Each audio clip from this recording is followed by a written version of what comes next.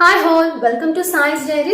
Choice diary family அனைவருக்கும் இனிய பொங்கல் தின நல்வாழ்த்துக்கள். எனக்கு தெரிஞ்சு வீட்டில் இருக்கக்கூடிய பழைய பொருட்கள், தேவையில்லாத பொருட்கள் எல்லாத்தையும் தூக்கி போட்டு எரிக்கணும் அப்படிங்கிறது. தேவையில்லாம நிறைய பழசு இருக்கா, தேவையில்லாத பொருட்களோ இல்ல தேவையில்லாத விஷயங்கள் இருக்கா அப்படின்னு கேட்டா இல்ல, நம்ம மனசுலயுமே இருக்கு இல்லையா? சோ அந்த விஷயங்களை தூக்கி போடணும், எரிக்கணும் அப்படிங்கிறது தான் இன்னைக்கு நான் யோசிச்ச விஷயம். அதுல ஒரு 4 விஷயம் நான் வந்துட்டு எழுதி பேப்பர்ல வச்சிருக்கேன்.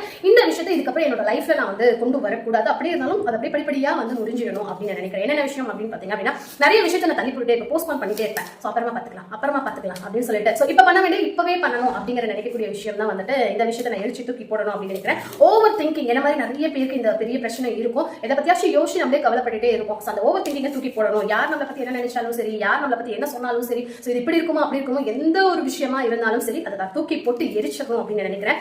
லேசினஸ். சோ எனக்குள்ள சில சோம்பேறித்தனங்கள், நிறைய சுறுசுறுப்பா தான் இருப்பேன், இருந்தாலும் சில விஷயங்கள் எப்படி நான் போஸ்ட்போன் பண்ணிட்டே இருக்கணும், அந்த மாதிரி வந்துட்டு லேசினஸ் அதை பண்ணலாம், நம்ம தானே பண்ண போறோம் அப்படின்னு சொல்லிட்டு டைம் எடுத்துட்டே இருப்பேன். சோ அந்த மாதிரியான விஷயங்களை வந்துட்டு தூக்கி போட்டு எரிக்கணும்.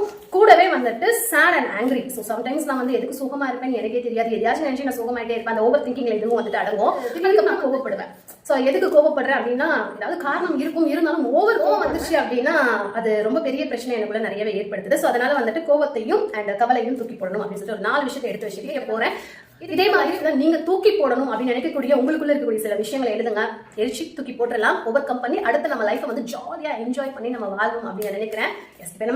என்னோட கோவம் அண்ட் கவலை என்னோட லைஃப்ல இருந்து போகணும், இதுக்கு மேல இருக்கக்கூடாது அப்படின்னு சொல்லிட்டு நான் எரிச்சு தூக்கி போடுறேன். ஸோ இந்த போகில ஃபர்ஸ்ட் தூக்கி போடுறது என்னோட கவலையும் என்னுடைய சோகத்தையும் கூடவே வந்துட்டு கோபத்தையும். நான் தள்ளி போட்டுட்டே இருக்கக்கூடிய சில விஷயங்கள் இதுக்கப்புறம் தள்ளி போடாம அப்பப்போ அந்தந்த வேலையை அப்பப்பவே முடிக்கணும் அப்படின்னு நினைக்கிறேன். போஸ்ட்போன் பண்ணவே கூடாது அப்படின்னு நினைச்சு செகண்டா நான் இதை இருக்கிறேன். தேர்டா வந்து பாத்தீங்கன்னா ஓவர் திங்கிங். ஸோ லைஃப்ல ஓவர் திங்கிங் அப்படிங்கிறது ரொம்ப ஒரு பெரிய நோய். அது இதுக்கப்புறம் என்னோட லைஃப்ல இருக்கவே கூடாது. யாரை பத்தி எதை பத்தி எதுக்குமே வந்துட்டு நான் ஓவர் திங்கிங் பண்ணவே கூடாது அப்படின்னு யோசிச்சு. ஃபைனலா லேசினஸ். ஸோ நான் ரொம்ப சோம்பேறித்தனமா இருந்தது இல்லை, இருந்தாலும் சில விஷயங்கள்ல சோம்பேறித்தனமா இருக்கேன். அது இதுக்கப்புறம் என்னோட லைஃப்ல இருக்கவே கூடாது அப்படின்னு நினைச்சு அதை நான் எரிச்சிடுறேன்.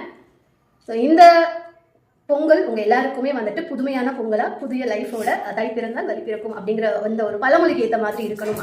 ஃபேமிலி எல்லாருக்குமே வந்துட்டு ஹாப்பி பொங்கல். இந்த பொங்கல் வந்துட்டு உங்களுக்கு ஒரு நியூ பிகினிங்கா இருக்கட்டும். எல்லாருக்கும் எல்லா விதமான சந்தோஷமும் கிடைக்க என்னுடைய வாழ்த்துக்கள். பாய்.